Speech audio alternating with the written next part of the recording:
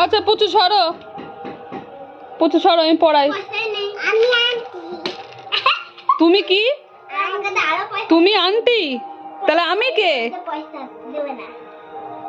সরো পুচু। আরে ও আসে আমার জায়গায় বসে আর উঠছে না, ও পড়াচ্ছে বসে, আমি আছি। তুমি আন্টি? তো দাদাকে পড়াও।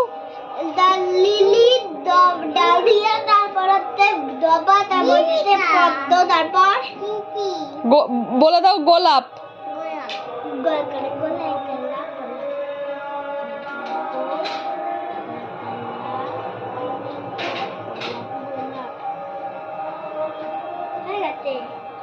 আচ্ছা ওঠো পুচু, সরো সরো